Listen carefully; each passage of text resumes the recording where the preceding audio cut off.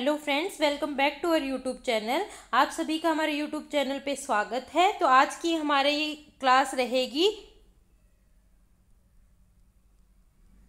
DFCCIL science की, हमारे सामान्य विज्ञान की यह क्लास रहेगी आज की। इसके अंदर हम क्या टारगेट करेंगे? सबसे पहली चीज़ तो हम ये टारगेट करेंगे कि प्रीवियस ईयर क्वेश्चंस, पहले इस एग्ज़ाम में जो जो क्वेश्चन पूछे जा चुके हैं पहले के ईयर में, उन सभी को हम टारगेट करेंगे। दूसरी चीज़, जो अभी रिसेंट में जितने एग्ज़ाम हो रहे हैं उनमें कौन से क्वेश्चन ज़्यादातर आ रहे हैं, मोस्ट इंपॉर्टेंट क्वेश्चंस जो हैं उनको हम टारगेट करेंगे कि भाई किस पोर्शन से ज़्यादा क्वेश्चन अब फिलहाल पूछे जा रहे हैं, उनको हम टारगेट करेंगे। तो चलते हैं, करते हैं हम सेशन को शुरू। पहला क्वेश्चन हमारा क्या है? एल शेल में कितने इलेक्ट्रॉन होते हैं? L shell contain how many electron. तो हम देखते हैं कि हमारे पास सेल्स कितनी हैं। हम 4 सेल को लेके चलते हैं, के, एल, एम एंड एन। ठीक है, के हमारी फर्स्ट सेल है, इसके अंदर एक हमारा क्या होता है, नंबर ऑफ सेल कितना है? 1 है। L 2, M 3, N 4। हमारे पास फॉर्मूला होता है 2n²। n यहाँ पे होता है हमारा number of cell, number of shell. ठीक है, तो इसने l के लिए पूछा है, तो l के लिए हम निकाल लेते हैं, फॉर्मूला रखते हैं 2 इंटू नंबर ऑफ शेल कितना है? 2 है। 2 की पावर 2 इक्वल्स टू कितना आ गया? हमारा आंसर आ गया 8। कितना आ गया? 8। तो ऑप्शन बी सही है, ऑप्शन बी हमारा सही है। अब जैसे हमें अगर के लिए निकालना है तो नंबर ऑफ शेल कितना है? 2 इंटू 1, हमारा कितना आ गया? 2। अगर हमें एल एम के लिए निकालना है तो यही फॉर्मूला रहेगा 2 इंटू 2 की पावर 3 इज इक्वल्स टू अपना जितना भी आता है, क्या आता है हमारा m के लिए? 18। ठीक है, इस तरह से हम निकाल सकते हैं, इस तरह से इस क्वेश्चन को हम सोल्व कर सकते हैं। हमें बस इतना लर्न करना है कि हमारा फॉर्मूला क्या है। तो हमारा फॉर्मूला हमें पता है 2n², n is equal to number of shell. जितने भी नंबर ऑफ शेल है उसको पुट करेंगे और आंसर निकाल लेंगे। बी हमारा करेक्ट आंसर है। एल शेल में 8 इलेक्ट्रॉन होते हैं हमारे। नेक्स्ट क्वेश्चन करते हैं, hormone produce by thymus gland. तो ध्यान से क्वेश्चन को पढ़ेंगे, थाइमस ग्लैंड के बारे में पूछा है। कई बार हम पर्सन पढ़ने में ही गलती कर देते हैं और हमारा सवाल गलत हो जाता है। तो यहाँ पे थायराइड ग्लैंड के बारे में नहीं पूछा, थाइमस ग्लैंड के बारे में पूछा है। ठीक है, थाइमस ग्लैंड से उत्पन्न होने वाला हार्मोन कौन सा है? ठीक है, तो हमारा हार्मोन है थाइमोसिन। यह हार्मोन क्या करता है? टी सेल की डेवलपमेंट और मैचुरेशन में रोल प्ले करता है। क्या करता है? टी सेल को डेवलप कराता है और मैच्योर कराता है। ये टी सेल क्या है? हमारे इम्यून सिस्टम की सेल्स हैं, इम्यून सिस्टम की सेल हैं। तो ये अगर इम्यून सिस्टम की सेल्स को डेवलपमेंट करा रहा है तो डायरेक्टली हमारे इम्यून सिस्टम को क्या बना रहा है? स्ट्रॉन्ग बना रहा है। तो इस हार्मोन का फंक्शन क्या हो गया? इम्यून सिस्टम को स्ट्रॉन्ग बनाता है। इम्यून सिस्टम को स्ट्रॉन्ग बनाता है। तो इम्यून सिस्टम अगर स्ट्रॉन्ग होगा तो हमारी रोगों से लड़ने की जो शक्ति है वो अधिक हो जाएगी, मतलब प्रतिरोधक क्षमता को बढ़ाता है।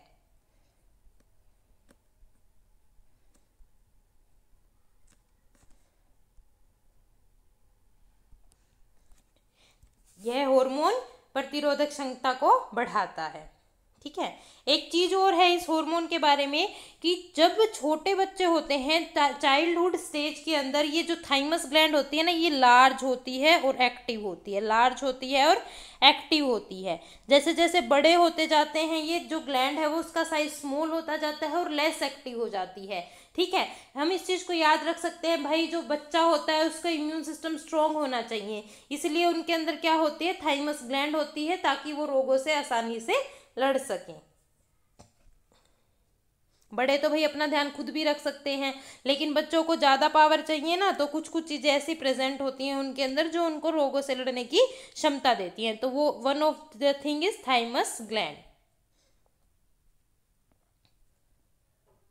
और अगर थायराइड ग्लैंड का पूछा जाए तो हमें पता है यहाँ पे T3 T4 का हार्मोन, ये सब हार्मोन क्या करती है, रिलीज करती है। हमें सारी चीजें साथ साथ क्लियर होनी चाहिए। नेक्स्ट क्वेश्चन है, दंत चिकित्सक दांतों की बड़ी छवि देखने के लिए कौन सा दर्पण उपयोग करता है? कौन सा दर्पण उपयोग करेगा? कनकेव। ऑप्शन बी हमारा सही जवाब होगा। कनकेव जो मिरर होता है वो क्या करता है, बड़ी व साफ इमेज दिखाता है, बड़ी व साफ।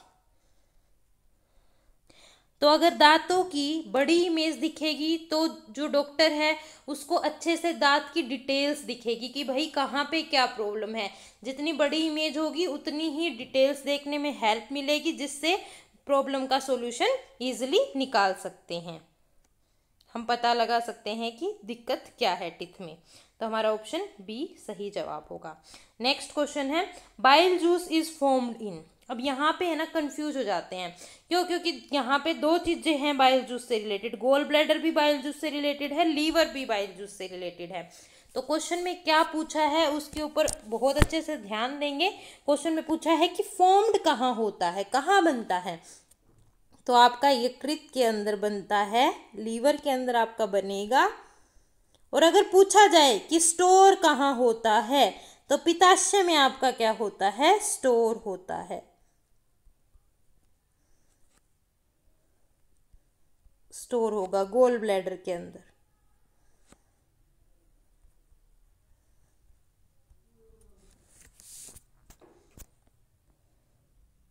तो हमारा इसने पूछा था कि भाई कहाँ पे फॉर्म्ड होता है, तो ऑप्शन बी हमारा सही जवाब होगा। अगर क्वेश्चन इस तरह से आ जाए कहाँ पे स्टोर होता है तो गोल ब्लैडर हमारा सही जवाब होगा। नेक्स्ट क्वेश्चन है, निम्नलिखित कथनों में से कौन सा सच है, कौन सा सत्य कथन है? ठीक है, दो स्टेटमेंट दी है, उनमें से पूछा है कि सत्य कौन सा है। दोनों स्टेटमेंट को पढ़ते हैं। During inhalation ribs move out. जब हम इनहेल करते हैं, सांस लेते हैं, इनहेल मतलब सांस लेना, तो रिब्स मूव आउट, बाहर निकलती हैं पसलियां। ठीक है, पहला तो ये है कि जब सांस लेने के दौरान पसलियां बाहर फैलती हैं, सही है, सही बात है। दूसरा कथन है, during acceleration ribs move in. जब हम सांस छोड़ देते हैं तो पसलियां अंदर चली जाती हैं, तो यह बात भी सत्य है। तो इसी के साथ हमें पता लगता है कि दोनों, both A and B, both statement are correct. दोनों ही स्टेटमेंट सत्य हैं, दोनों स्टेटमेंट ठीक हैं अपनी। देखिए, जब आप सांस लेते हैं तो हमारी पसलियां जो हैं वो बाहर निकलती है, और जब हम सांस छोड़ देते हैं तो हमारी पसलियां सिकुड़ जाती हैं।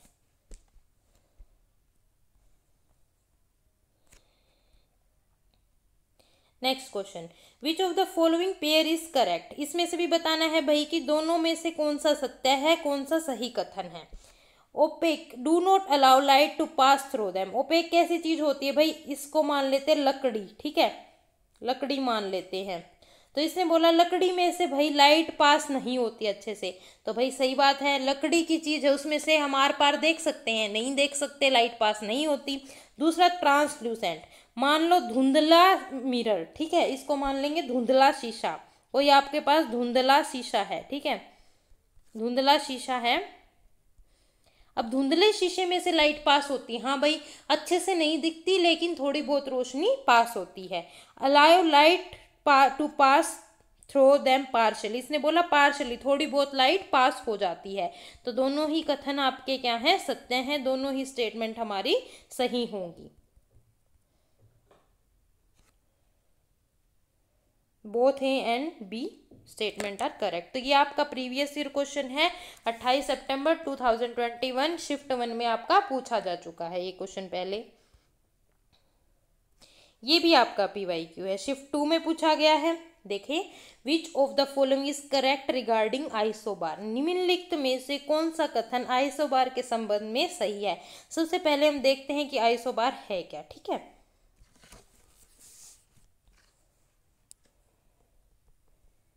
आइसोबार, इसके अंदर क्या होता है, सेम मास नंबर,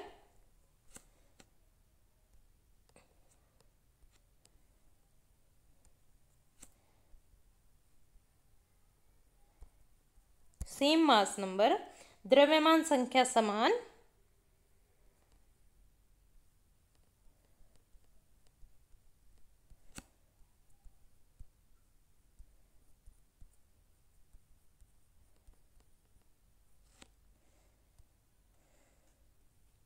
और डिफरेंट एटॉमिक नंबर। क्या होता है? Different atomic number.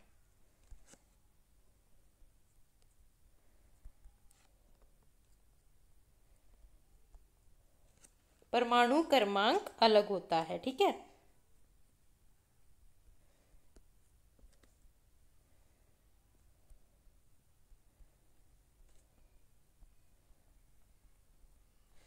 आपका मास नंबर सेम होगा, एटॉमिक नंबर डिफरेंट होगा, उसको क्या बोलेंगे? आइसोबार बोलेंगे हम, ठीक है।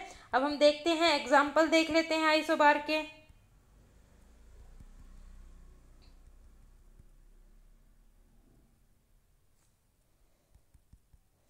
आइसोबार का एग्जाम्पल देख लेते हैं। Argon atomic number 18, atomic mass 14। Calcium atomic number 20, atomic mass 40। तो जो मास होगा वो सेम होगा, जो एटॉमिक नंबर होगा वो आपका डिफरेंट होगा। ये डिफरेंट है, ये सेम है, ठीक है। तो इस ऐसी जो कंडीशन होती है उसको क्या बोलते हैं? हम आइसोबार बोलते हैं। तो अब यहाँ पे पढ़ के देखते हैं। उनका परमाणु क्रमांक अलग होता है, हाँ भाई सही बात है। उनका द्रव्यमान क्रमांक समान होता है, ये भी सही बात है। तो दोनों स्टेटमेंट सही हैं, दोनों एक और दो स्टेटमेंट ठीक है। तो ऑप्शन सी हमारा सही जवाब होगा। तो यहाँ से क्वेश्चन इस तरह से भी आ सकता है कि आपके क्या कहते हैं, ये तो आइसोबार पूछा है, अगर आइसोमर पूछ लें तो क्या होगा? सेम मोलिकुलर फॉर्मूला होगा, डिफरेंट स्ट्रक्चर होगी आइसोमर के लिए। अगर आइसोटोप पूछ लें तो क्या होगा? सेम एलिमेंट होंगे, डिफरेंट मास होगा। एलिमेंट नंबर सेम होंगे, जैसे कार्बन 12 है, कार्बन 14 है, इनका दोनों का क्या कहते हैं? एलिमेंट सेम है लेकिन डिफरेंट मास होगा, मास दोनों का अलग होगा, ठीक है। ये क्या है? आपके आइसोटोप है। जब स्ट्रक्चर अलग होगी तो आपके आइसोमर होंगे।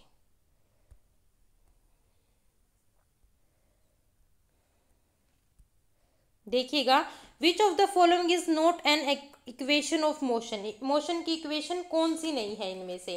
तो सबसे पहले इसको जानने के लिए हम देख लेते हैं कि मोशन की इक्वेशन कौन कौन सी है ना। सबसे पहले देख लेंगे कि कौन कौन सी है। फर्स्ट इक्वेशन हमारी क्या है? v equals to u plus a t, first equation है हमारी ये।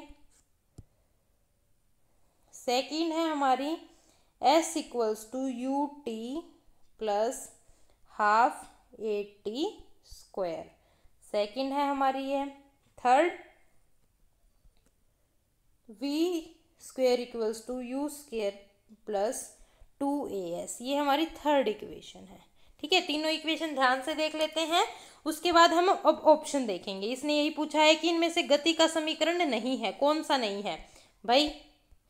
ये है, हाँ भाई अभी हमने देखा है, यह सही आंसर है।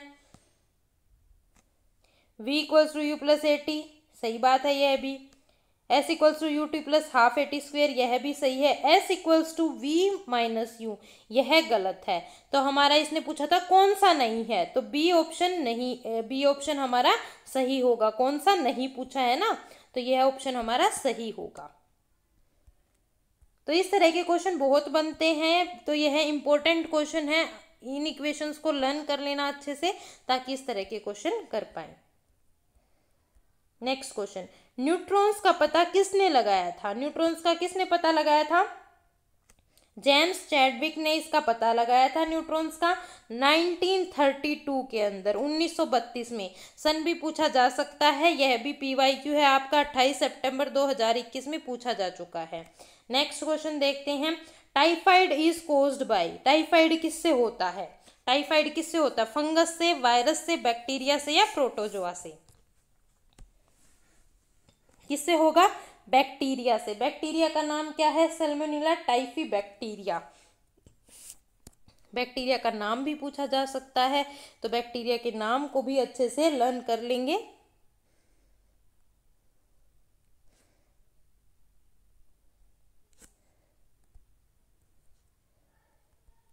Salmonella typhi bacteria,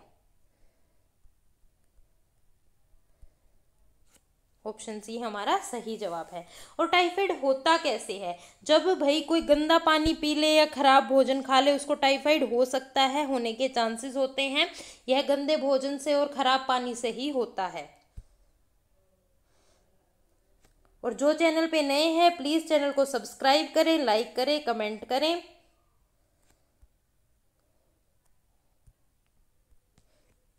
what is the atomic mass of carbon? Atomic mass क्या होता है कार्बन का? Option D 12। Atomic number 6, atomic mass 12। Next, SI unit of force. Force की एसआई यूनिट क्या होती है? सबसे पहले हम देखते हैं बल का फॉर्मूला क्या होता है। भाई बल की एसआई यूनिट जानने से पहले हम देख लेते हैं कि फोर्स का फॉर्मूला क्या है। F equals to m into a. Force equals to mass into acceleration, ठीक है। बल इक्वल्स टू द्रव्यमान गुणा में त्वरण।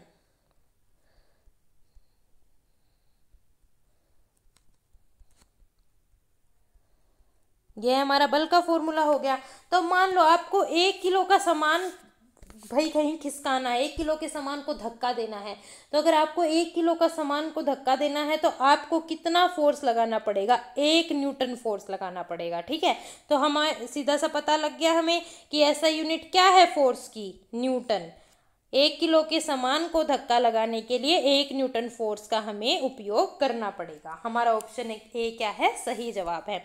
यह 30 सितंबर 2021 में शिफ्ट 1 में पूछा जा चुका है क्वेश्चन। नेक्स्ट क्वेश्चन है SI unit of electric current. Electric current की एसआई यूनिट, विद्युत धारा की एसआई यूनिट क्या है? क्या है भाई? एम्पियर होगी, ठीक है। विद्युत धारा क्या है? इलेक्ट्रिक करंट क्या है? Flow of electron. जैसे ही इलेक्ट्रॉन फ्लो करते हैं उसकी वजह से इलेक्ट्रिक करंट प्रोड्यूस होता है। एम्पियर में इसको मापते हैं, इसकी इकाई है एम्पियर। एम्पियर इसकी इकाई भाई एक साइंटिस्ट थे उनके नाम पे पड़ी है, जिन्होंने इसके बारे में रिसर्च करी थी। एंड्रे मैरी एम्पियर के नाम पे है।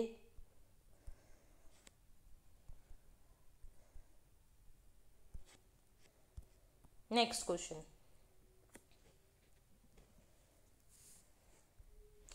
The ray that come back from a surface after reflection is known as. क्या बोलते हैं ऐसी रे को?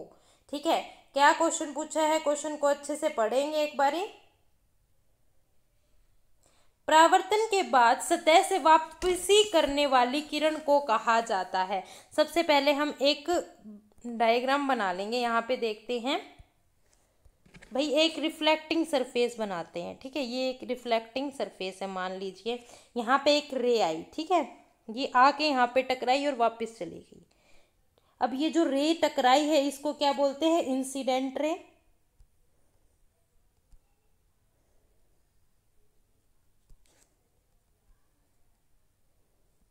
ठीक है, और ये यहाँ पे टकराई और यहाँ से टकरा के वापस रिफ्लेक्ट हो गई, ठीक है। इसको क्या बोलेंगे?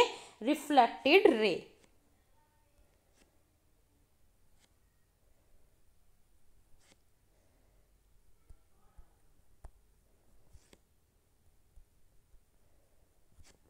यहाँ पे बीच में हम ड्रॉ करते हैं normal,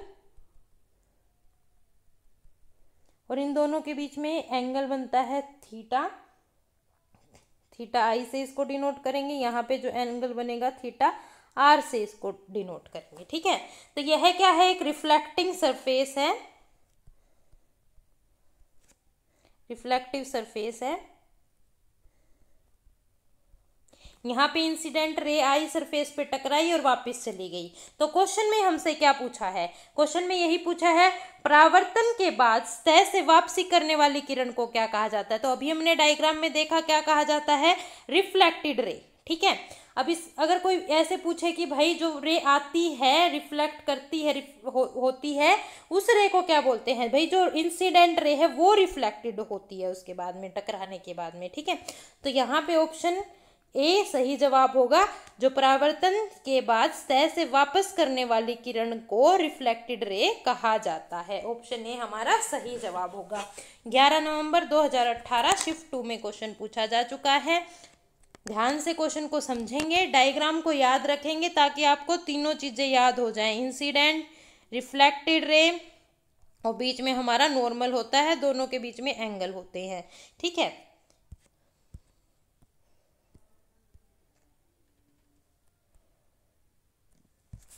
next question, the element of group 3 to 12 are called. Dash element. समूह 3 से 12 के तत्वों को क्या कहा जाता है? ट्रांजिशन एलिमेंट कहा जाता है। ये डी ब्लॉक एलिमेंट्स होते हैं।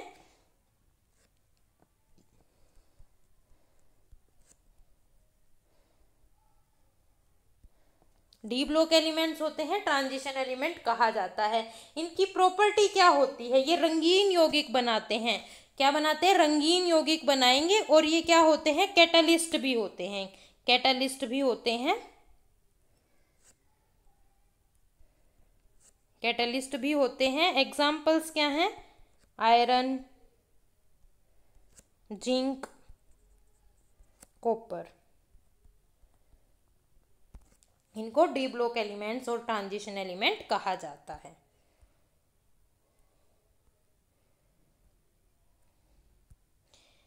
विच of the following is not a result of scattering of light? ठीक है, निम्न में से कौन प्रकाश का फैलाव का परिमाण नहीं है? प्रकाश के फैलाव का परिमाण कौन सा नहीं है? देखो, सबसे पहले ट्विंकलिंग ऑफ स्टार, सितारों का टिमटिमाना किस वजह से होता है? जब हवा में प्रकाश के मुड़ने से होता है ये। ठीक है, due to atmospheric refraction, atmospheric refraction की वजह से होता है। किसकी वजह से? रिफ्रैक्शन।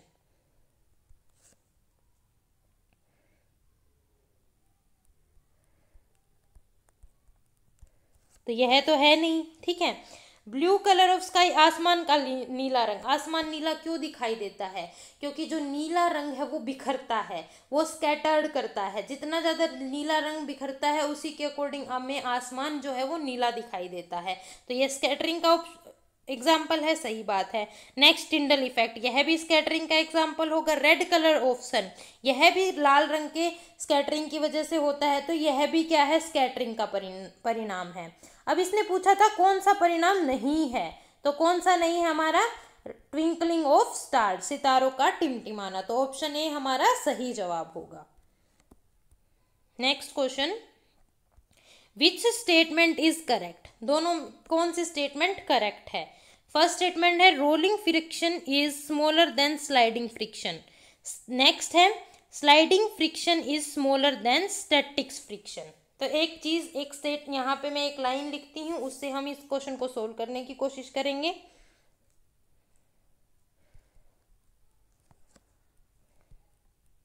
रोलिंग फ्रिक्शन,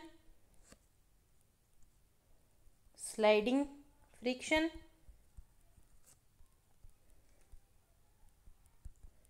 ठीक है। एक second,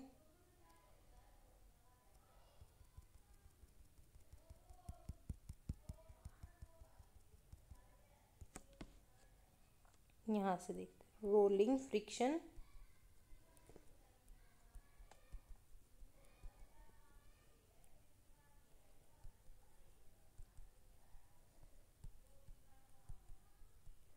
sliding friction, static friction.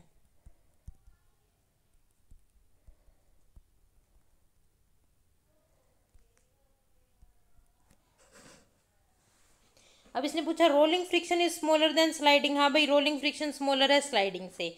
Next पूछा sliding friction is smaller than static, sliding भी स्मॉलर है स्टैटिक से। सही बात है, तो बोथ करेक्ट है।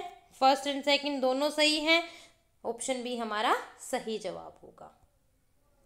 Next question, dysentery is caused by, किसके कारण डिसेंट्री रोग होता है? किसकी वजह से होता है?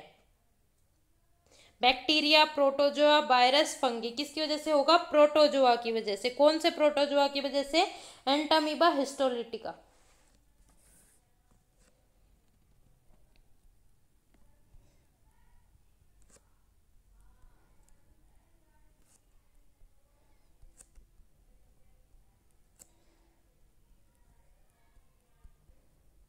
यह प्रोटोजोआ का नाम है। नाम को अच्छे से लर्न कर लें ताकि हमें डिजीज से रिलेटेड क्वेश्चन सोल्व करने में आसानी हो जाए। ठीक है, यह जो डिसेंट्री है ये क्या होता है? ये आंत का इन्फेक्शन है, इंटेस्टाइन्स में इन्फेक्शन की वजह से होता है।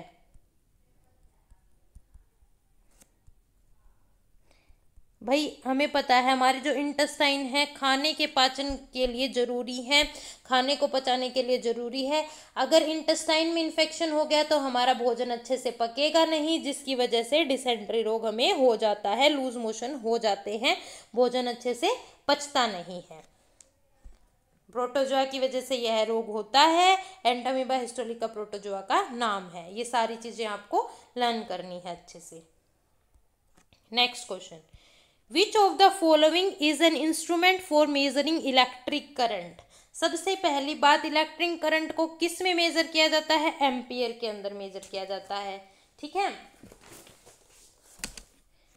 एम्पियर के अंदर मेजर किया जाता है, ये हम कर चुके हैं। भाई इंस्ट्रूमेंट कौन सा है जो मेजर करता है? एमीटर मेजर करता है। क्या करता है? एमीटर मेजर करता है।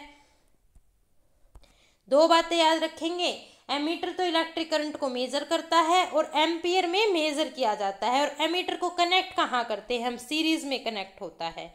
किसी भी सर्किट के अंदर हम इसको सीरीज में कनेक्ट करेंगे। Next question, oxygen rich blood from lungs come to dash. कहाँ पर जाता है? लंग्स से ऑक्सीजनेटेड ब्लड होता है जो। एक लाइन से हम इस क्वेश्चन को समझेंगे। फेफड़ों से ऑक्सीजन समृद्ध रक्त कहाँ आता है?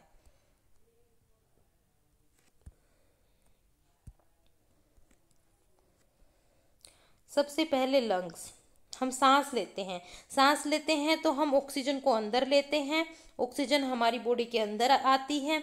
उसके बाद हमारी बॉडी के अंदर ऑक्सीजन आ गई तो हमारा ब्लड कैसा हो जाता है? ऑक्सीजनेटेड ब्लड हो जाता है। हमारा ऑक्सीजनेटेड ब्लड हो गया। उसके बाद यह ऑक्सीजनेटेड ब्लड जाता है आपके लेफ्ट आर्टरियम में। लेफ्ट आर्टरियम के अंदर जाता है, लेफ्ट आर्टरियम से लेफ्ट वेंट्रिकल में जाता है, लेफ्ट वेंट्रिकल में जाता है और फिर लेफ्ट वेंट्रिकल से पूरी बॉडी के अंदर जाता है। ठीक है, पूरी बॉडी के अंदर जाता है। देखो इस बात को हम अच्छे से समझेंगे, एक बार और अच्छे से समझते हैं।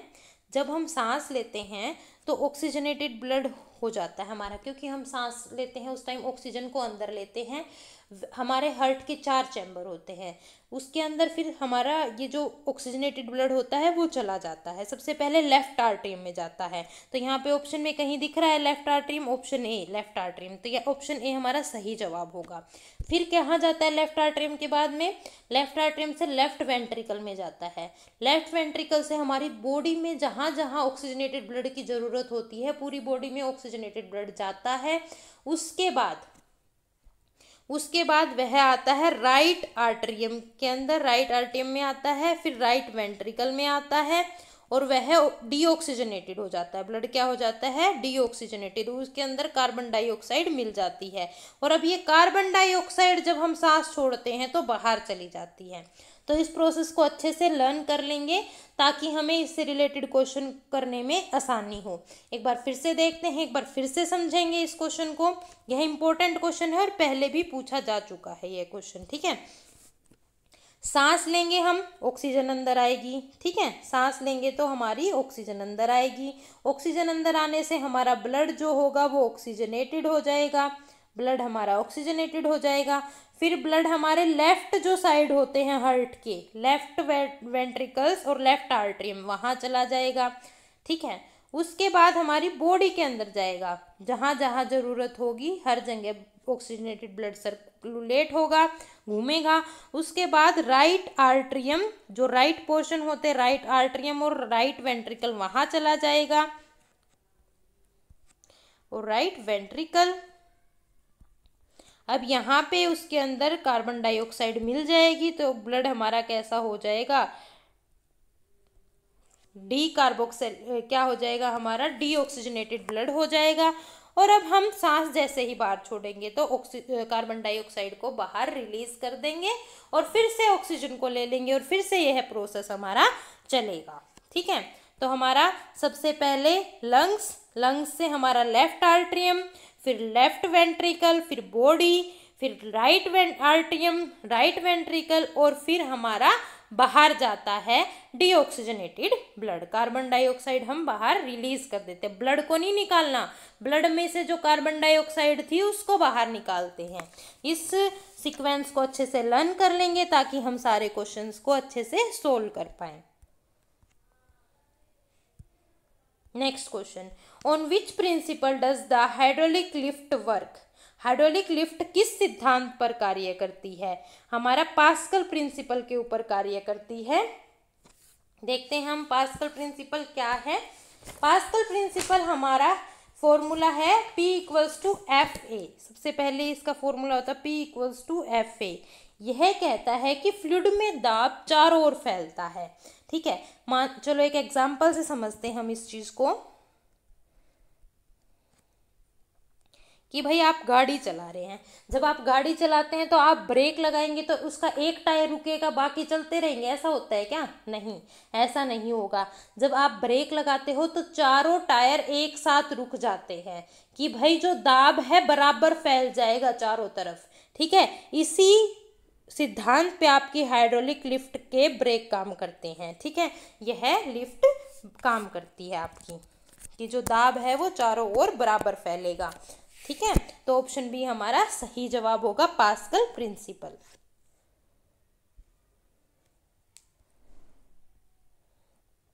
Next question, when a glass rod is rubbed on silk, जब ग्लास रोड को रब करते हैं,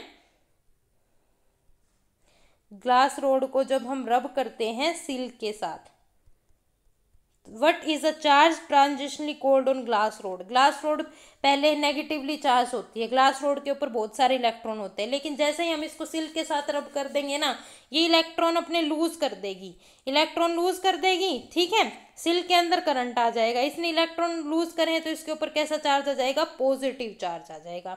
तो ऑप्शन ए हमारा सही जवाब होगा।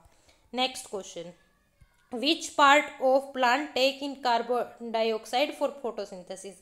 कार्बन डाइऑक्साइड पौधे का कौन सा भाग अंदर लेता है फोटोसिंथेसिस के लिए, प्रकाश संश्लेषण के लिए? ऑप्शन बी हमारा सही जवाब होगा, स्ट्रोमेटा। यह छोटे छोटे छेद होते हैं जिनके द्वारा गैसियस एक्सचेंज किया जाता है प्लांट्स के अंदर। ऑप्शन बी सही जवाब है, stromata. Next question, which element is use in the filament of an electric bulb? Electric bulb के फिलामेंट के अंदर कौन सा एलिमेंट यूज होता है? टंगस्टन।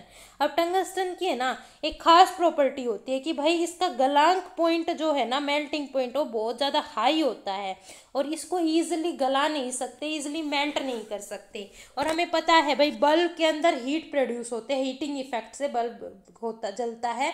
तो जैसे हीटिंग इफेक्ट होगा तो जो फिलामेंट होगा वो गर्म होगा, गर्म होने की वजह से मेल्ट हो सकता है, लेकिन टंगस्टन से हम इसको बनाते हैं, इसीलिए हीटिंग इफेक्ट होते हुए भी यह जो है एलिमेंट इतनी जल्दी मेल्ट नहीं होता। क्यों? क्योंकि इसके पास प्रॉपर्टी है, इसका हाई मेल्टिंग पॉइंट है और यह इजीली गलता नहीं है।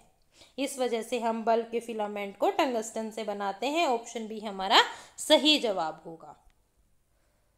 Next question, which of the following is a permanent magnet? Option A हमारा सही जवाब है, स्टील, क्योंकि हम इसको एक बार अगर चुंबकीय बना दे तो लंबे समय तक यह चुंबकीय ही रहता है, मैग्नेटिक ही रहता है, चेंज नहीं होता। बल्कि एल्यूमिनियम, इलेक्ट्रोमैग्नेट और कॉपर ये चेंज हो जाती हैं, लेकिन अगर हमने स्टील को मैग्नेटिज बना दिया तो यह मैग्नेटिक ही रहता है, चेंज नहीं होता। ये भी आपका PYQ है, पहले पूछा जा चुका है। Next question, which of the following is a unicellular organism? Unicellular organism कौन सा है?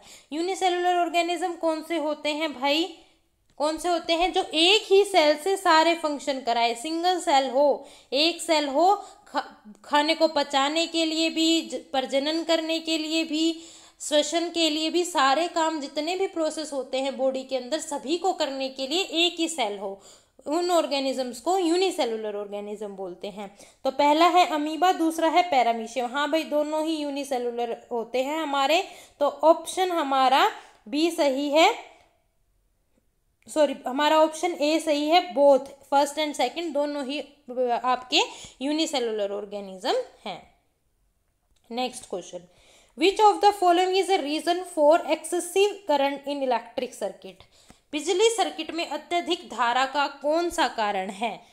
तारों को सीधा छूना, एक ही सॉकेट में कई उपकरण कनेक्शन करना। भाई दोनों ही खतरे के हो सकते हैं, विद्युत धारा के कारण दोनों ही हो सकते हैं।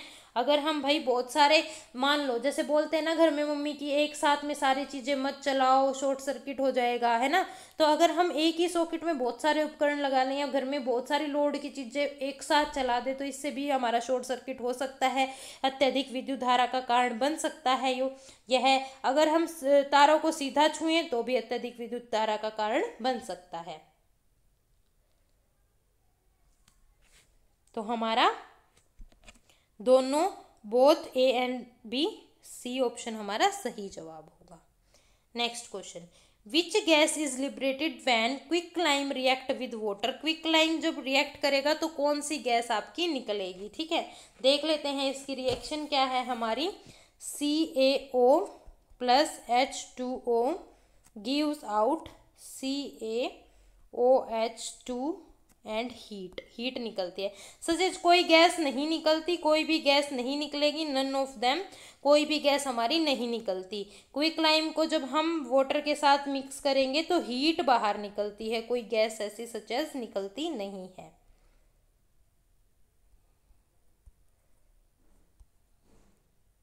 Next question, rod shaped bacteria are called. Rod shaped bacteria को क्या कहते हैं? सबसे पहले ये जो आपका कोकाई होता है, ये इसकी शेप क्या होती है? स्पेरिकल होती है। आपका बेसलाइन जो होगा इसकी शेप क्या होती है? रोड शेप होती है। ठीक है, स्पाइरला क्या शेप क्या होगी हमारी? स्पाइरल होगी। विब्रो हमारी कैसे होगा? कर्ड होगा। तो ऑप्शन हमसे क्वेश्चन पूछा था कि रोड शेप कौन है, तो हमारा ऑप्शन बी सही जवाब होगा। Next question, the SI unit of luminous intensity. प्रकाशीय तीव्रता की एसआई इकाई क्या है? कैंडेला। ऑप्शन ए हमारा सही जवाब है। Next question, which phenomena cause the blue colour of the sky. अभी मैंने बताया था थोड़ी देर पहले कि आसमान हमें ब्लू क्यों दिखता है? क्योंकि स्कैटरिंग होती है ब्लू कलर की, नीले रंग की स्कैटरिंग की वजह से, प्रकाश का फैलना, स्कैटरिंग ऑफ लाइट। ठीक है, अब हमें एक बात और है, ब्लू कलर सबसे ज्यादा स्कैटर्ड करता है। ठीक है, रेड से ज्यादा करता है ब्लू कलर। हाँ, रेड की इंटेंसिटी हाई होती है लेकिन स्कैटरिंग इफेक्ट ब्लू कलर ज़्यादा शो करता है। दोनों ही अलग अलग बातें हैं। Next question, which mirror is commonly used as a rear view mirror in vehicles. Vehicle के अंदर कौन सा मिरर यूज किया जाता है? उभरा हुआ, कन्वेक्स मिरर। ऑप्शन बी हमारा सही जवाब होगा। यह वाइडर फील्ड व्यू देता है। क्या करता है? वाइडर फील्ड व्यू देता है।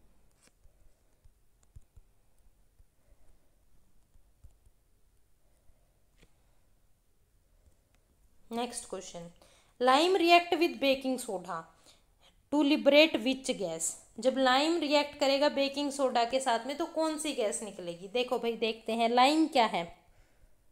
एसिड है। ठीक है, बेकिंग सोडा क्या है हमारा? बेस है। और जब एसिड बेस की रिएक्शन होती है तो कार्बन डाइऑक्साइड बाहर रिलीज होती है। तो हमारा ऑप्शन क्या हो जाएगा? ऑप्शन ए हमारा सही जवाब होगा, कार्बन डाइऑक्साइड हमारी रिलीज होगी। Next question, number of electron present in L shell. L shell में कितने नंबर ऑफ इलेक्ट्रॉन प्रेजेंट होते हैं? हमारे पास फॉर्मूला क्या था? 2n की power 2 equals to 2 into n। Shell number कितना है एल का? 2 है। तो हमारे पास क्या हो जाएगा? 8 हो जाएगा आंसर। तो ऑप्शन बी हमारा सही जवाब होगा। Next question, micelles is caused by. खसरा, खसरा किससे होता है? किससे होता है हमारा? किसकी? रूबेला वायरस की वजह से होता है। ऑप्शन ए हमारा सही जवाब है। खसरा भाई खांसने, छींकने या हवा से फैलता है। किसी को अगर खसरा हो रहा हो उसके खांसने से फैलेगा, छींकने से फैलेगा, और हवा में जो उसके क्या कहते हैं भाई, उसके जो वायरसेस हैं उसकी वजह से फैल सकता है। जो भी वायरस की वजह से बीमारियां होती हैं वो सारी ही हवा की वजह से, खांसने और छींकने, इन चीज़ों की वजह से फैल जाती हैं। आई होप आपको ये सेशन पसंद आया होगा, तो चैनल को ज़रूर सब्सक्राइब करें। अब एग्ज़ाम तक क्लासेस डेली चलती रहेंगी हम आपकी, तो चैनल को सब्सक्राइब कर लें ताकि आपको क्लासेस के बारे में पता लगता रहे। Thank you so much. मिलते हैं नेक्स्ट सेशन में नई क्वेश्चंस के साथ।